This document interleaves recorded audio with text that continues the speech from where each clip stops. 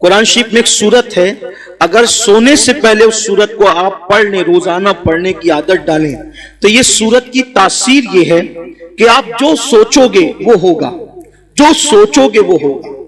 اس سورت کا نام ہے سورہ مزمل، 2 رکوع پر مشتمل ہے یہ سورت، اور 5 منٹ سے بھی کم کا وقت لگتا ہے۔ 5-6 دن اگر آپ اس کو ریگولر پڑھیں گے نا سورہ مزمل کو، تو آپ کو یہ زبانی یاد ہو جائے گی، اور آپ سورہ مزمل پڑھنے کے عادی بنے، جادو سے بچیں گے، سحر سے بچیں گے، بلاؤں سے بچیں گے، یہ ہے۔ پھر بھوکمری سے بچنا ہے، فاقہ کشی اور غربت سے، یعنی مالدار بننا ہے۔ سوتے ٹائم سورہ واقعہ کی تلاوت کر، سورہ واقعہ مالدار بنانے والی سورت ہے۔ ایک مرتبہ حضرت سیدنا عبداللہ ابن مسعود رضی اللہ تعالیٰ، آپ کے وصال کا وقت قریب تھا، حضرت سیدنا عثمان غنی آپ کے گھر گئے اور جانے کے بعد کہنے لگے، بھائی عبداللہ آپ کی بڑی دینی خدمات ہے، اب ایسا لگتا ہے کہ تم دنیا میں زیادہ دن تک نہیں رہو گے، اور تمہاری بیٹیاں ہیں، اور آپ مجھے وصیت کر دیں کہ میں آپ کی بیٹیوں کے لیے کیا خدمت کر سکتا ہوں۔ حضرت عبداللہ ابن مسعود اٹھ کر بیٹھ گئے، کہنے لگے، عثمان میرے بھائی یاد رکھو، میری بیٹیاں کبھی بھوکی نہیں رہے گی، میری بیٹیاں کبھی فاقے سے نہیں رہے گی، میری بیٹیوں کو کبھی مال کی تنگی نہیں ہوگی، آپ پیسوں کی بات نہ کریں۔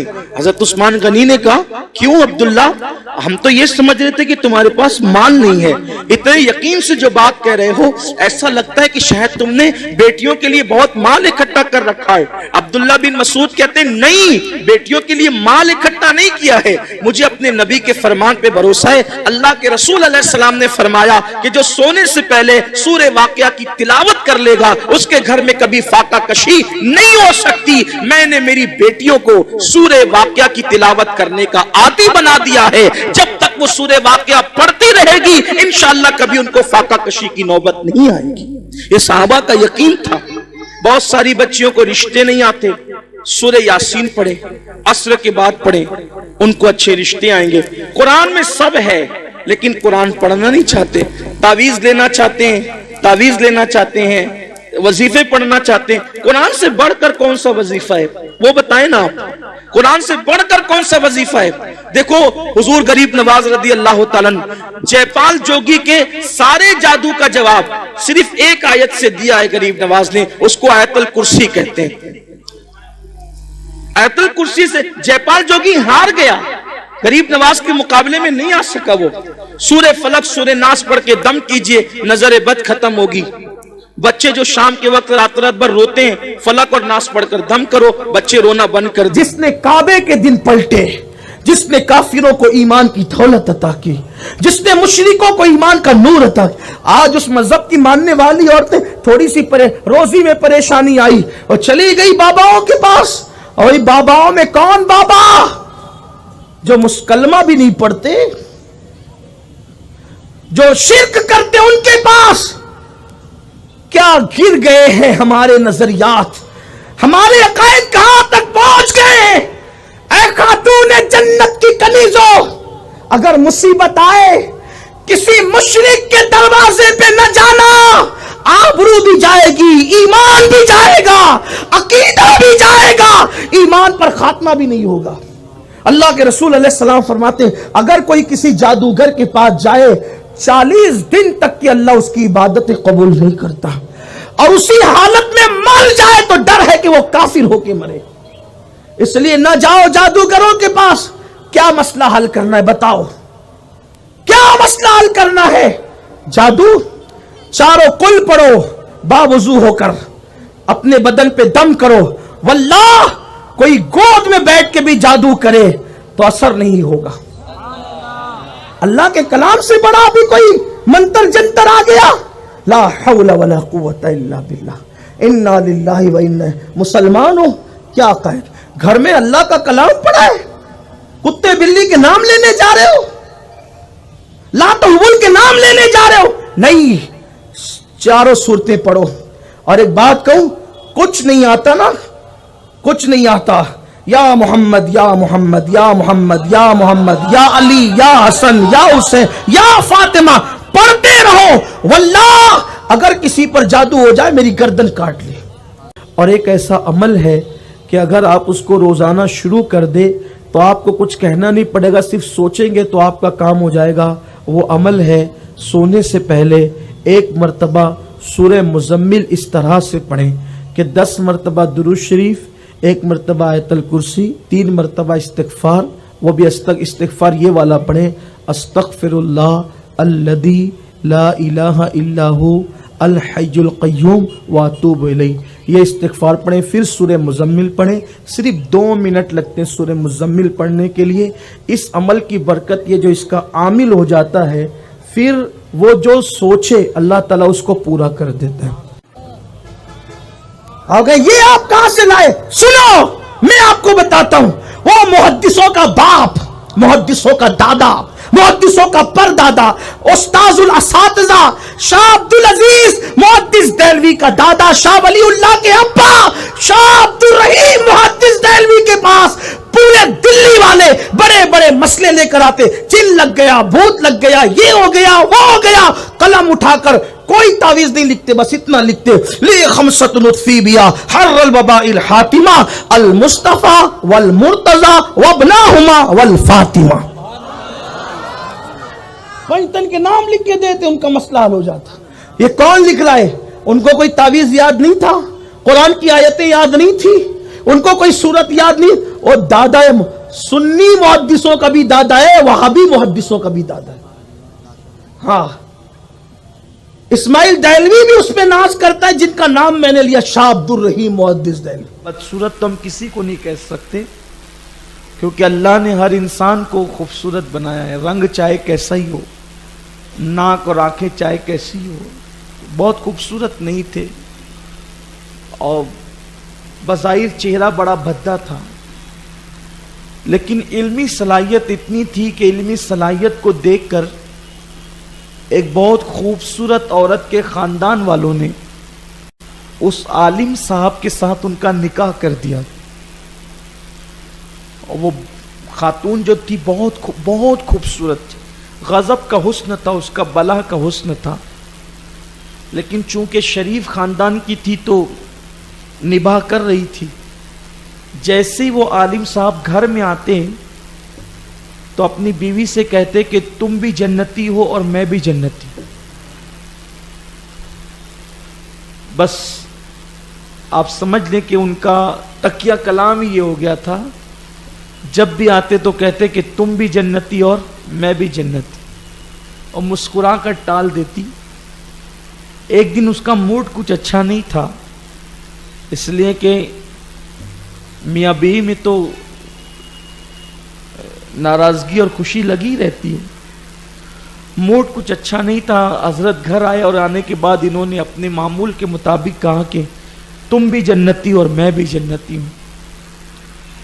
تو اس نے کہہ دیا کہ آپ صرف یہی باتیں کرتے ہیں، اس کے سوا بھی آپ کو کچھ اور آتا ہے؟ اچھا، جب یہی بات کر لی ہے کہ تم بھی جنتی اور میں بھی جنتی، تو ذرا مجھے بتائیں آج کہ آپ جنتی کیسے اور میں جنتی کیسے؟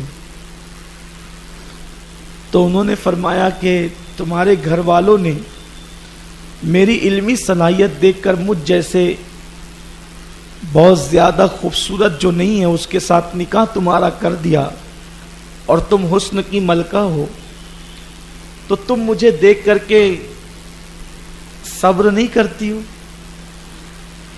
جب میرا چہرہ تمہارے سامنے آتا ہے تو نباہ کر رہی ہو، لیکن سوچتی ہو نا کچھ بھی ہے، میرا شوہر ہے، صبر کر کے نباہ کر رہی ہو نا؟ تو بولے ہاں یہ تو ہے۔ تو فرمایا کہ صبر کا صلہ جنت ہے، اس لیے تم جنتی ہو۔ کہا پھر آپ کیسے جنتی؟ ہم نے تو صبر کر لیا، ہم جنتی ہو گئے، آپ کیسے جنتی؟ کہا میں جب جب تم کو دیکھتا ہوں اور اپنے آپ کو دیکھتا ہوں تو اللہ کا شکر ادا کرتا ہوں کہ مجھ جیسے بھدے چہرے والے کو اس جیسی حسن کی ملکہ مل گئی۔ تو تم صبر کر کے جنتی ہو اور ہم شکر کر کے جنتی۔ تو انسان کی زندگی میں یہ دو چیزیں بہت قیمتی، اور اسی لیے فرمایا گیا کہ اگر کوئی شخص نفل روزہ رکھے، کوئی بندہ نفل روزہ رکھ کے صبر کرے، اور کوئی بندہ کھا کے شکر کرے، ثواب میں دونوں برابر ہے۔ روزہ رکھنے والا بھی اور کھا کے शुक्र करना, यानी शुक्र का मकाम इतना बुलंद है और सब्र का सिला तो जन्नत ही है। तो अय्यूब अलैहिस्सलाम की जिंदगी में दो चीजें खास नजर आती है, एक तो सब्र है और दूसरा शुक्र है। अय्यूब अलैहिस्सलाम का सिलसिला नसब मैंने पेश कर दिया, बहुत खूबसूरत थे हजरत अय्यूब अलैहिस्सलाम। वैसे भी अल्लाह तबारक व ताला ने जिनको नबूवत दी है, हर नबी को अल्लाह ने खूबसूरत बनाया। उनका नसब भी बेमिसाल होता था और उनका हुस्न भी बेमिसाल होता था, यानी हर मामले में नबी निराला होता है, उसकी शान ही जुदा होती है। हर नबी शान वाला है और उन शान वालों में शान वाला हमारा नबी है, इसलिए कि हमारे नबी सबके इमाम है। हुस्न में इमाम, इल्म में इमाम, तकवा में इमाम, परहेजगारी में इमाम और हर चीज में वो इमाम है। अय्यूब अलैहिस्सलाम बहुत खूबसूरत थे, ऊंचा कद था और गर्दन आपकी छोटी थी।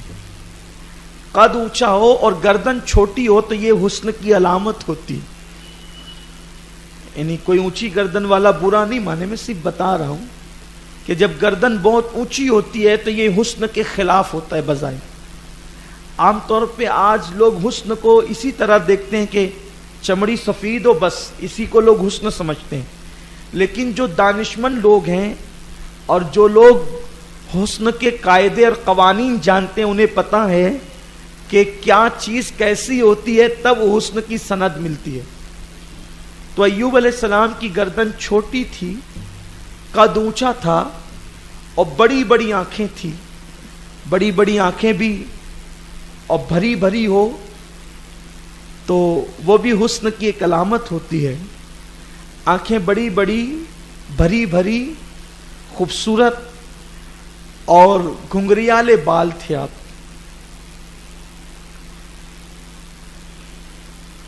आपके बालों के अंदर गिरा थी, घुंघरियालापन था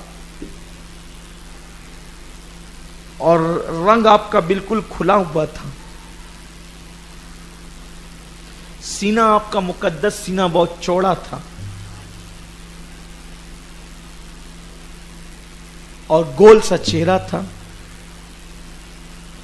और आपकी आदत करीमा थी कि अल्लाह ताला ने आपको जो दौलत से नवाजा था, बहुत दौलत थी। आपकी दौलत का अंदाजा आप लोग समझदार लोग इसी बात से लगा सकते हैं कि आपके खेतों के अंदर जो हल चलाने के लिए बैलों की जोड़ी थी वो 500 थी। आजकल अगर 2-4 एकड़ किसी किसान के पास खेत हो तो 2 जोड़ी में काम चल जाता है। 500 जोड़ी का मतलब 1000 बैल, और ये 1000 बैल सिर्फ हल चलाने के लिए थे।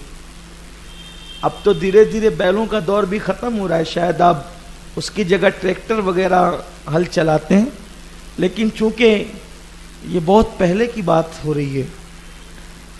1000 बैल थे सिर्फ जो हल चलाने के लिए खेतों में। कितनी जमीन रही होगी आपके पास, और हजारों कनीज और गुलाम, और उनके जितने बच्चे थे वो सब खिदमत पर।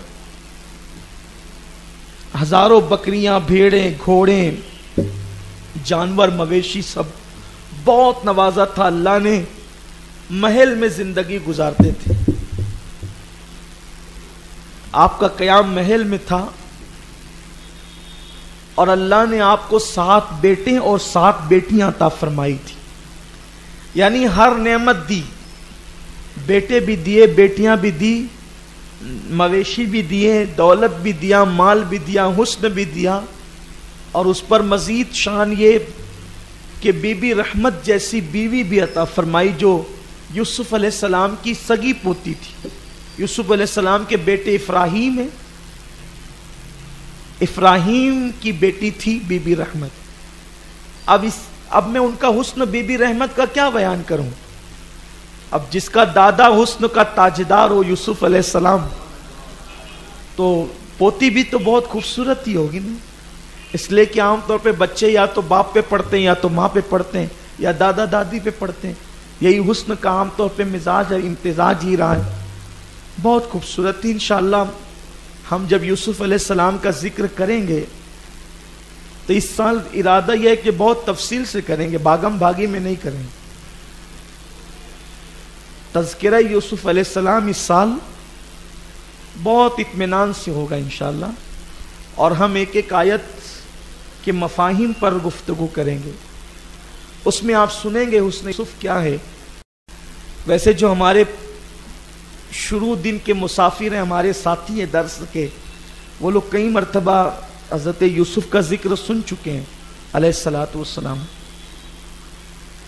بی بی رحمت جیسی خاتون خانہ تھی، بہت شان سے زندگی گزر رہی تھی، اور بہت شکر والے بندے تھے، یتیموں کا، مسکینوں کا، غریبوں کا بڑا خیال کرتے تھے۔ اپنی دولت کا اکثر حصہ آپ غریبوں میں خرچ کرتے تھے، حاجت مندوں کی حاجت روائی میں خرچ کرتے تھے۔ اور یاد رکھیے کہ جن بندوں کو اللہ چن لیتا ہے ان کا وقت اور ان کا مال اللہ اپنی راہ میں خرچ کرنے کی توفیق عطا فرماتا ہے، ورنہ عام طور پہ کسی کا مال تو پھر زنا کے اڈوں پہ جاتا ہے، کسی کا مال شراب خانوں میں جاتا ہے، کسی کا مال رشوت میں جاتا ہے، کسی کا مال ڈاکٹروں کو بھیجا جاتا ہے۔